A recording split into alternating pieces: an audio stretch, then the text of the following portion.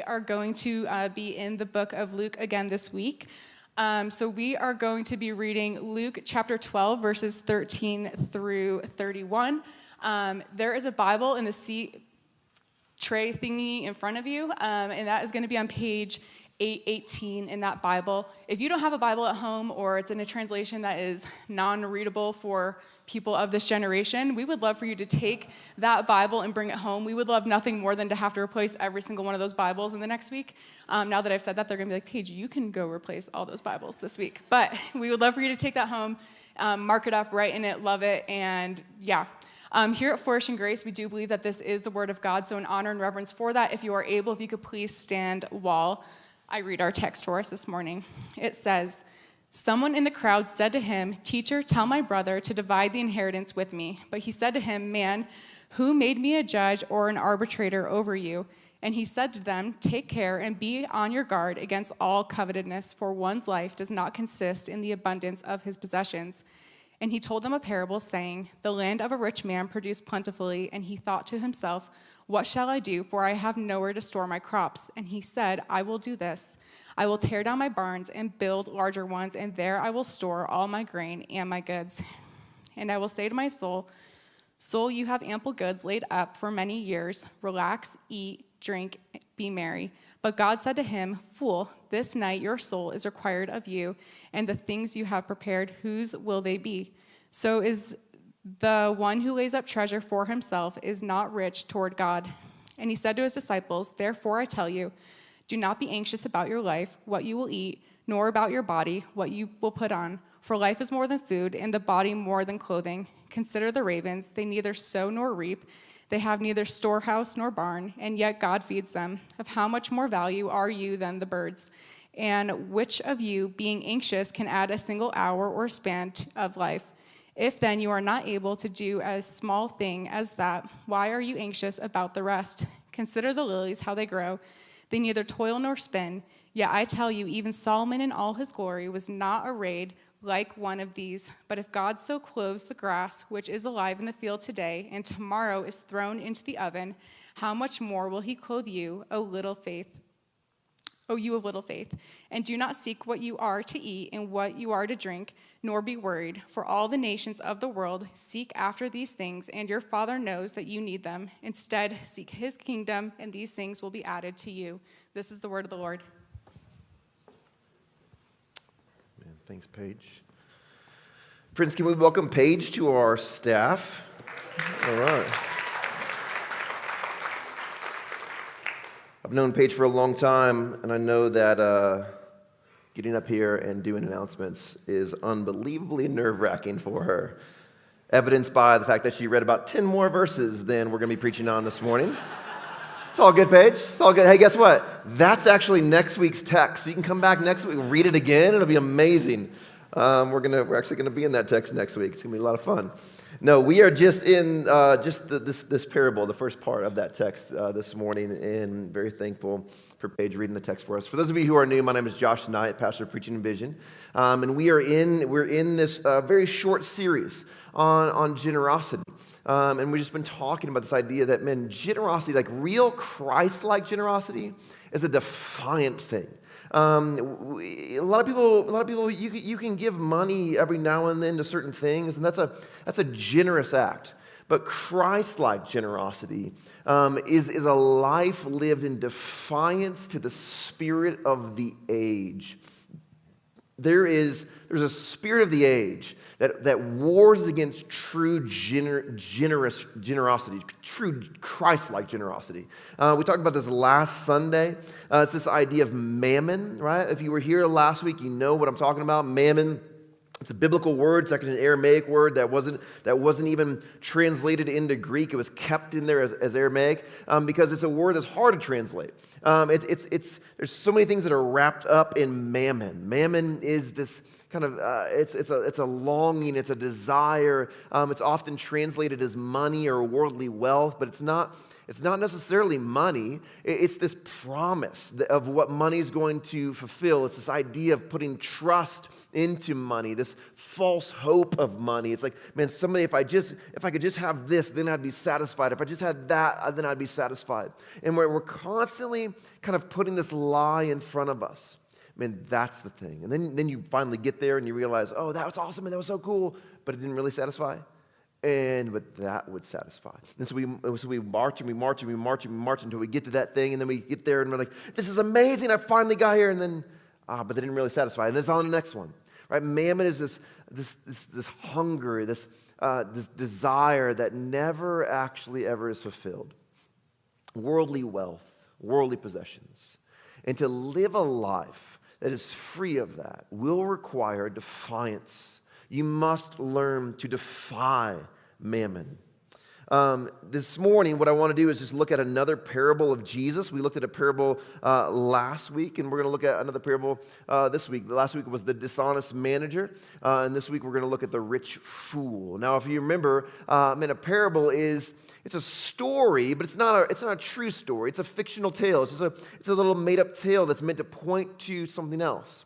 Jesus is pointing the hearers of this parable to a deeper and greater truth. And so my hope this morning is that we can arrive at what that deeper and greater truth is. And so I just want to set the context for us in this text, and then we'll look at the parable. I got 3 points for you, and we'll get you out of here. Does that sound good? Ish? All right. Here's the context. In verse 13, Paige read it for us earlier. Someone in the crowd said to him, "Teacher, tell my brother to divide the inheritance with me." Now, you have to realize, someone said in the what? Someone said in the crowd, okay? So if you back up, what you find is that Jesus is teaching to a massive crowd. It says thousands and thousands. We don't know exactly how many, just thousands and thousands. So many so, the text tells us, that people are being trampled, okay? That's a lot of people, right? They're pressing in. They can't quite hear because there's thousands of them. So they're pushing in. People are falling over. They're getting stepped on, right? It's that many people. And if you back up and you read the text that comes before this, Jesus is teaching. He's teaching kind of some heavy stuff. He's given some warnings against the Pharisees, which never goes over well for Jesus, right? He's going to get them in more hot water, get him some more trouble. He's giving warnings against and blaspheming against this Holy Spirit. It's getting intense. He's giving warnings against the persecutions that are coming. It's getting even more intense. And now, in the middle of all of this intense teaching, thousands of people, somebody close enough to Jesus shouts out, "Yeah, but tell my brother to give me half my inheritance." It's like, dude, what are you doing? Right? Jesus is teaching. This intense teaching, and all this guy can think about is, man, I want that inheritance. Man, I want that inheritance. Right? First century Israel, the inheritance is going to go to the oldest son. Right? So this is like that middle child or the younger child, like the baby of the family is like, I want my inheritance. You know how it is. All you middle children in the room that can never live up to your older sibling, you know what it's like. I'm opening up some real wounds here this morning. And you're like, I just all you can think about is my inheritance. All I can think about is my inheritance. And in the middle of it all, right, he says, tell my brother to give me my inheritance. If you're going to interrupt Jesus, man, you better have something good to interrupt him with. But this is all that this guy can think of. Man, some of you guys know this. I coach wrestling just down the street here, and we coach some little kids. And man, sometimes the head coach, his name's Coach Rip. He'll be giving some instruction on some intense wrestling move, and some little kid will be like, you know how it is? And Rip's like giving this wrestling instruction, and he's like, oh, what is it? Where'd you get your shoes? He's like, wait, what? Like, where'd you get your shoes? He's like, who cares? Like, dude, are you not paying attention to like what is going on here? That's what this guy's doing. He's that kid. He's like, he's not paying attention at all what Jesus is talking about. He just wants his inheritance. He can't get his mind off of the inheritance. Jesus goes on. Jesus responds not to him. Or first, he does respond to him. He says this. He says, but he said to the man, who made me judge or arbiter over you. And then he turns to the crowd, and he said to them, take care and be on your guard against all covetousness. For one's life does not consist in the abundance of his possessions. So the first thing he does is he says to the guy, he's like, wait a second, hold on. Am I a judge? Am I an arbiter? No, I'm not. I'm not that. Right? What the guy is basing this on is he's thinking, man, Jesus can use kind of his fame, his notoriety as a famous rabbi, his influence over his brother. Maybe his brother's there in the crowd following Jesus. He's eager to hear what Jesus is going to say. He can use kind of his fame and his notoriety, his influence to influence his brother, right? But Jesus is like, I'm not a judge. I'm not an arbiter. He's like, that's not my job. That's stop. Like that's not why we're here. It's not why I'm here. And then he turns to the crowd. It says, be careful to be on your guard. Be defiant against all covetousness. Why? Because one's life does not consist in the abundance of his possessions. That stuff that you're coveting, that stuff does not make you who you are, does not bring you true life. It cannot really satisfy you. It is just mammon. It is just more mammon. It's just the spirit of the air telling you this is going to satisfy. This is going to make you complete. It's going to make you whole. It's going to make you this better person that you want to be. Jesus, it's not true. Be on your guard against that. Be on your guard. You must live with the defiant generosity. Be on your guard, friends. Keep a close watch. It's always whispering in your ear. And then he turns to the parable. He tells a story. He told them a parable saying, this is verse 16 if you're following along, the land of a rich man produced plentifully. We have a rich man, and he's got land. He's already rich, and he's getting richer. Okay, the rich get richer. It produced plentifully. And he thought to himself, what shall I do, for I have nowhere to store my crops. He's got some more crops than he knows what to do with. And he said, I will do this. I will tear down my barns, and I'll build larger ones. And there I will store all my grain and my goods. And I will say to my soul, soul, you have ample goods laid up for many years. Relax, eat, drink, be merry. But God said to him, fool, this night your soul is required of you, and the things that you have prepared, whose will they be? So is the one who lays up treasure for himself and is not rich towards God. That's the parable that we're going to look at this morning. Now I'm going to give you three things. The first is this, the fool's problem. The fool's problem. That's the first point that I want you to see this morning. The problem, there's always a problem with money, right? Everybody's got money problems, right? The guy last week, right, his problem is he didn't have enough money, right? Last week, in our parable last week, right, the dishonest manager, he was going to lose his job. He was losing his job, and he's like, what am I going to do? If I don't have a job, how am I going to provide more for myself? Where am I going to live? What am I going to eat? His problem was not enough money. The guy this week, right, the rich fool, he's got too much money. Right? He's got too much stuff. I've got more than I know what to do with. What am I going to do with all of these crops? What am I going to do with all of this abundance? Always a problem. Money's always a problem, right? It's always consuming our thoughts. It's always consuming our minds, right? More money, more. All right, yeah, we know. More money, more problems. However, there's a bigger problem. There's always a bigger problem. The problem is in this text, in this story, and in your story, and in my story, there's never really money. The problem's not money. What is the greater problem in this parable? It's time. It's time.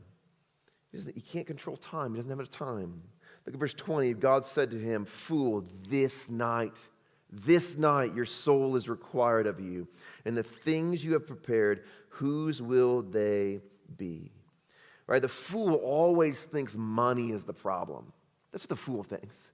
Golly, I need more money, or I don't have enough money, or I have more than I know what to do with. How am I going to manage it all? Right? Money's always the problem. But the money's never really the problem. The wise man says, I need to keep my eyes fixed on eternity. Eternity is always looming over my money. This guy has more than enough, but he has not enough time. More than enough resource, but not enough time. The thing is that eternity always hangs over our finances. When it comes to money, Jesus is constantly trying to get our gaze up off of money, up off of mammon and on to greater riches. Look up, look up, look up is the call of Jesus when it comes to our finances. An eternal perspective changes our financial perspective. When you can see eternity, when you dwell on eternity, when you dream about eternity, it changes the way that you think about your finances. It will revolutionize the way you think of finances. It is really, really, really hard to be greedy in this life when you're daydreaming about eternity. It's really hard. It's so hard to covet somebody else's stuff, like when what you really hunger for is heaven. It's so hard. The true problem is not that we don't have enough money or that we have too much money. The real problem is that we can't get our eyes off of it long enough to see something even greater than money. Again, to take your covetous eyes off of mammon is an act of defiance. It's going to require defiance. Mammon always says, look at how amazing this would be. Wouldn't it be better? Wouldn't it be amazing if you owned this thing? That would be incredible. To defy that, to get your eyes off of it, is an act of defiance. And this is what Jesus is calling us for here. Look at verse 15. He said to them, take care and be on your guard. Take care. Fight. Be careful. Be cautious. Be on your guard against all covetousness. Be on your guard against all covetousness. Covetousness is the feeling of having a strong desire for the things that other people have, right? It is strong desire for something that somebody else has. And every person in this room has experienced covetousness, yes? Yeah, all the time, actually, for most of us. Some of us maybe less than others. Some of us maybe far more than others, right? But we all experience it. There's just days and there's times when you see something and you're like, I want that, right? There's these teenage kids that have these electric dirt bikes and they ride them in this. So I got this hill in my backyard and they ramp off the hill and I'm like, I want that. My wife's like, you're going to break every bone in your body. I'm like, I know, but I still want it. It looks awesome. I just watch them. It's like, that's incredible. I want to do that. I want that. Right? And all the time, we see things and we're like, man, I really want that. There's something in your heart that gravitates towards it. And I said this last week, we are entering into this season of mammon. This is the moment where every ad on television, every time you open your computer, and you're just trying to get your work done, right? And there's little ads popping up and saying, you really want this, you really want this, you really want it. And it's just this time where covetousness takes control. Even people who aren't car people, right? You're not a car guy, but there's the car, the car. Every time that car drives by, you're like, oh. Right, that's covetousness, right? You see things and you want it. We all struggle with this. Some of us maybe it's not that much. You're like, man, I don't really. There's not a lot that I want. Some of us, it's constant. Every time you walk into somebody's house and they've got the new thing, whatever the thing is, you're pulling out your phone, you're Googling it right away. It's how much does that cost? I want one of those, right? And we struggle with this with different degrees, but you've got to know in your life, where are the areas where I am most susceptible to this? If you're going to live a life of defiant generosity, you got to be able to see where it is that you covet things. Now, there's some other categories that Jesus specifically speaks to covetousness here in this text. But there's other words like greed and envy that can slip into this as well. And they're a little bit different, but they're all the same. Right? Greed is this idea, right? We have a desire to match or surpass someone else, right? I see what they have, and I want to be equal to them in what they have, or even better. Whereas envy is, man, I want, there's almost this bitterness in me. I want to be better than they are. I just want to be better. Like I envy, there's a little bit of malicious intent in envy. I want to have what they have, and I want them to be beneath me. This is where the millionaires start chasing after 10 millionaires, and the 10 millionaires want to be better than the 100 millionaires, and the 100 millionaires want to be better than a billionaire, and the billionaires, right? This is where it just gets out of control. Like, there's never an end to it. It's just more. I want more. I want to be more than they are. All of these things are addicting. They're a feeling of addiction. Envy, greed, coveting. While they might be different in some ways, they all do the same thing. They pull our heads down. They say, look, this is what you want. This is what's going to satisfy. This is what's going to make you happy. They pull our eyes down until all we can see is that which we believe will satisfy us, and yet it never will. Oh, how sad it is to never see the beauty of true riches because we're weighed down by the weight of lesser things. This is the trap of mammon. It just pulls our eyes, it pulls our heads, and we think this is going to satisfy, this is going to satisfy, this is going to satisfy, this is going to satisfy. All the while we're missing true riches and true beauty. It's like the kid that's like, you've like taken your family to like see Old Faithful for the first time, or the Grand Canyon, or maybe some massive sporting event.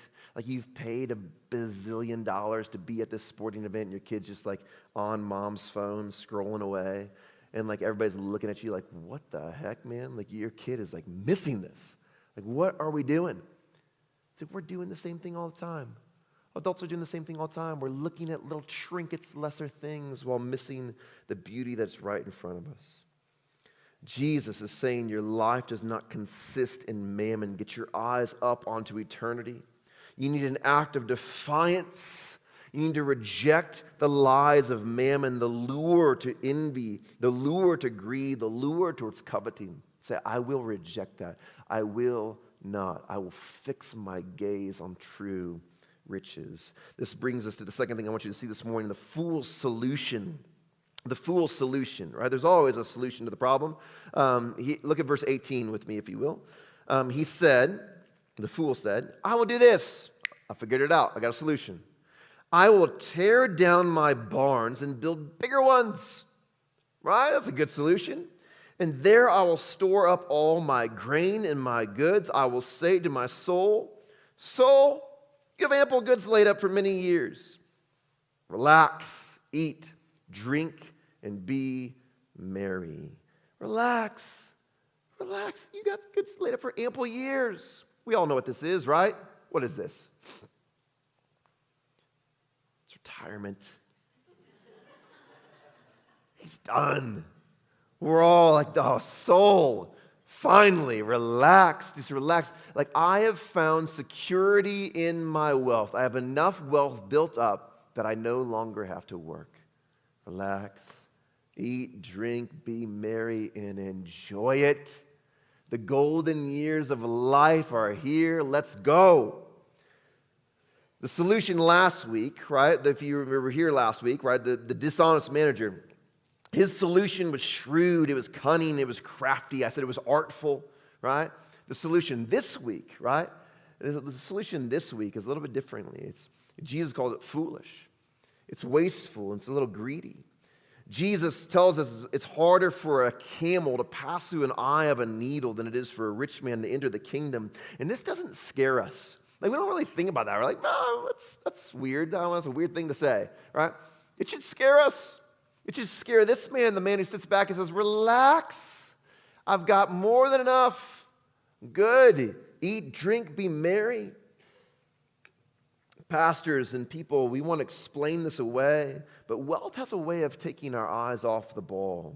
The rich can and often do give their life to the pursuit of bigger barns. This, too, is a trap of mammon. There's no end to it. There's no end to it. Like, there's never a line where you say, that's enough. I'm good now.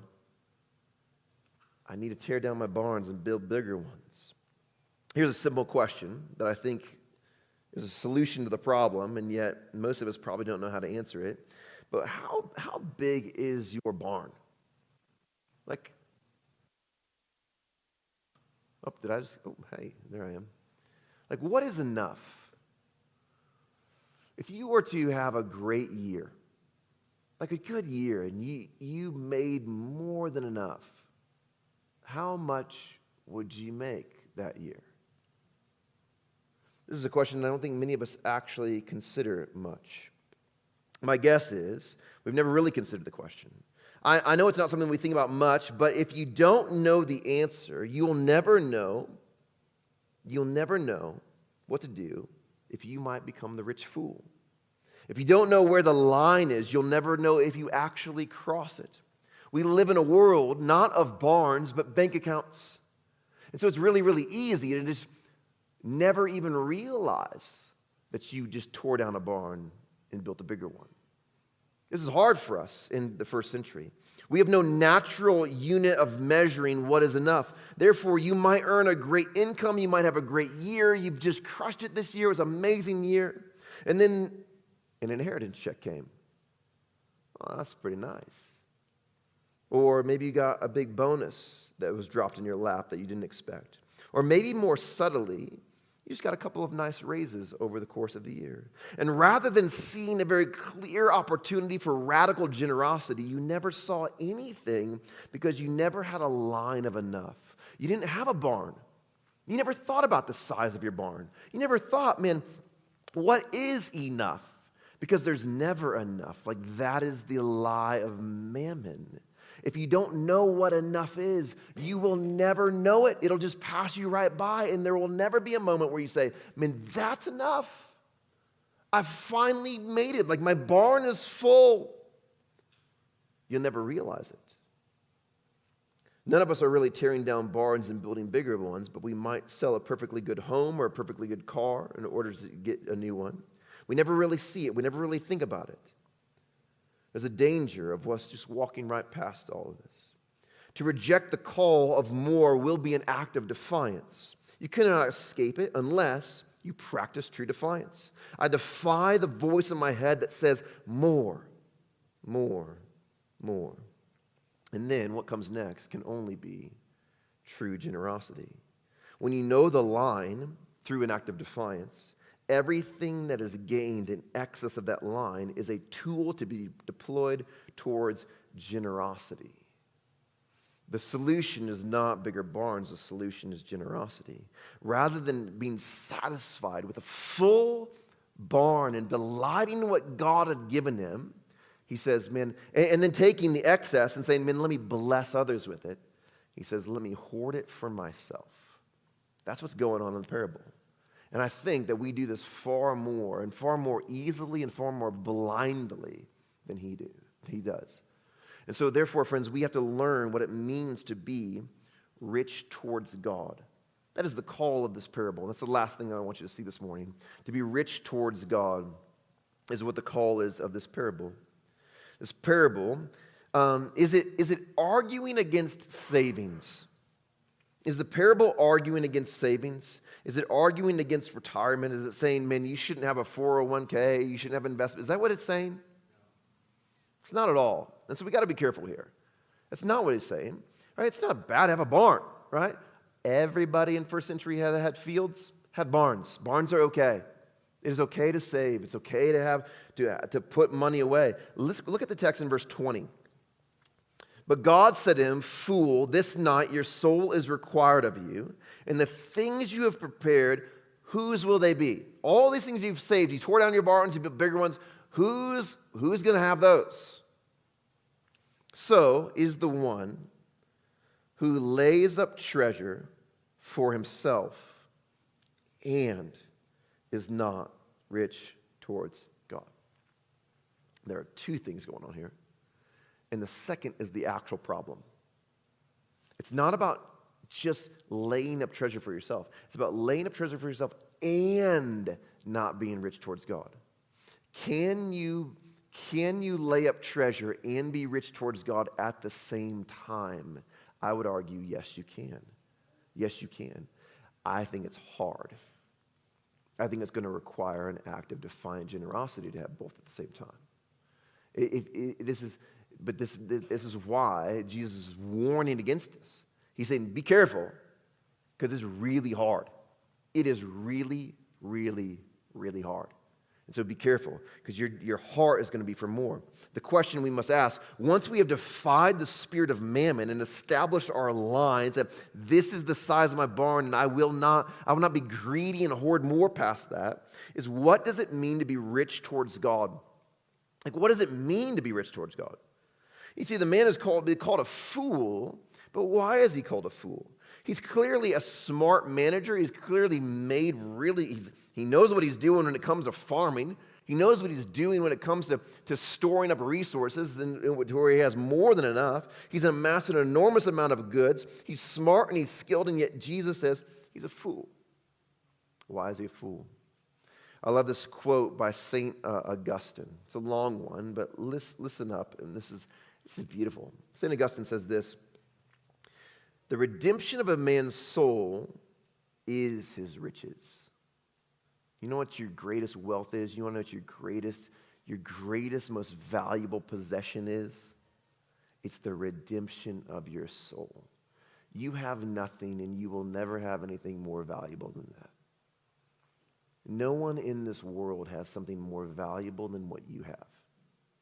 You got to realize that. Who is the richest man in the world, right? People are like, well, that's Elon Musk or whoever. I don't know who it is today. It's like, no, he owns nothing. He owns nothing. He has nothing that is more valuable than what you have. And one day, that will be made very, very, very, very clear. When he cannot buy or find or acquire the thing that you already possess if you are in Christ. The redemption of a man's soul is his riches. It's the most valuable thing you have. The silly fool of a man did not have that kind of riches. Obviously, he was not redeeming his soul by giving relief to the poor. He was hoarding perishable crops.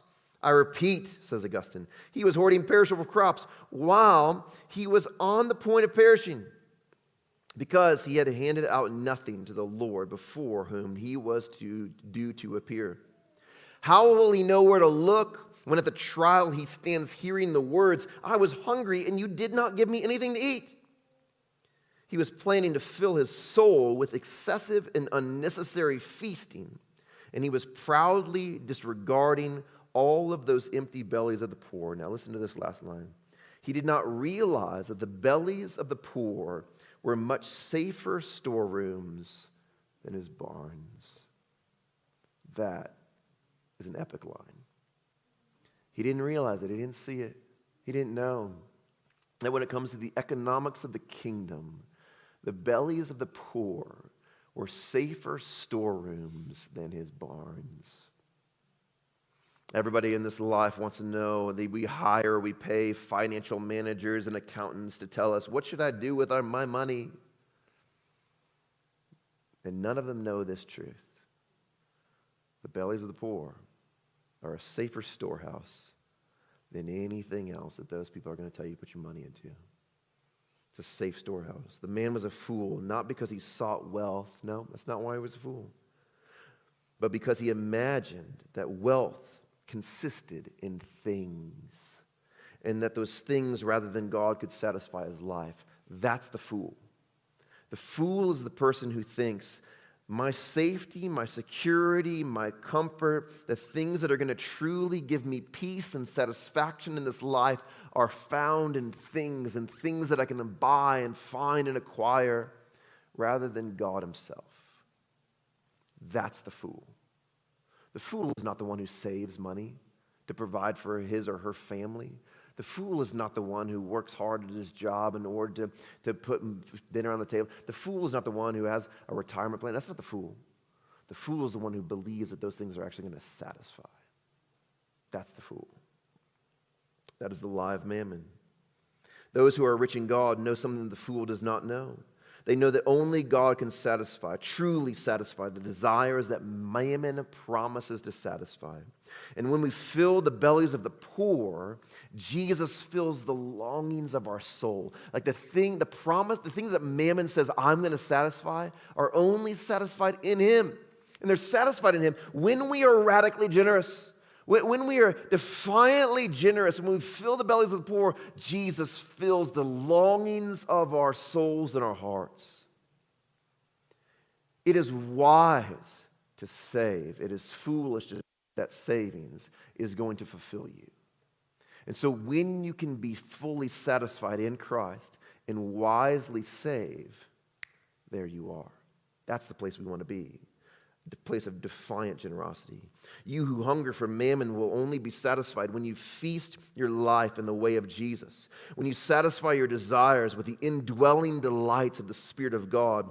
Jesus is what you hunger for, but mammon says, I have what you really want. And only when we defy that lie of mammon and pursue Jesus, as much as the world pursues wealth, when we pursue Jesus as much as the world pursues wealth, there, and only there, will we be truly satisfied. And then out of abundance will flow generosity of men and women who realize the bellies of the poor are safer storerooms than our barns and our bank accounts. That is the people we ought to desire to be, friends. And as we enter into this season of mammon, I want you to be on your guard.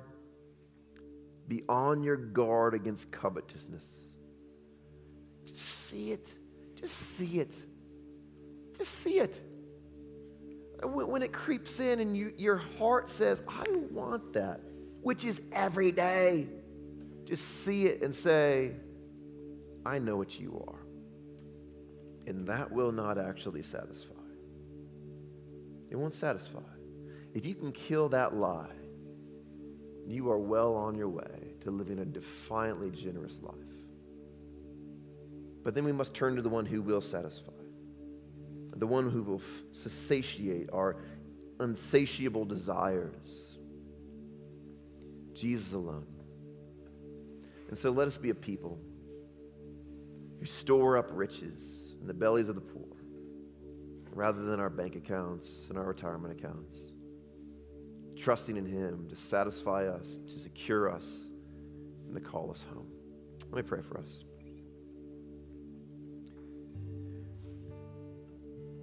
Jesus, we come before you, just a weak people.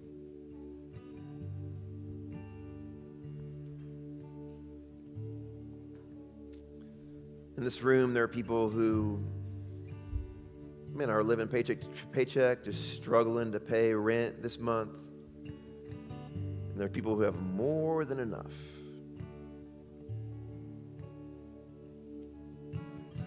And as we've seen last week and this week, in both cases,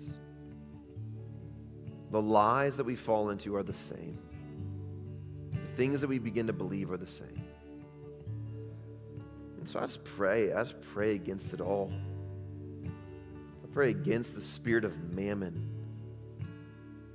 I pray for strength to resist the temptations of this world. I pray that you'd free us from it. That we'd realize that we are the poor that need our bellies to be satisfied by you. Satisfy our hunger, satisfy our desire. Help us to hunger for the right things. Help us to hunger for more of you. Satisfy us so that we might release our grasp on these lesser and worldly things. I pray that when the things of this earth would grow strangely dim in the light of your glory and grace, that we be people who understand what true riches are. We'd fix our gaze on true riches. And that the beauty and the worth of true riches would release our grasp on trinkets. Help us to hunger for you. Praise in your sweet name. In the name of Jesus, amen.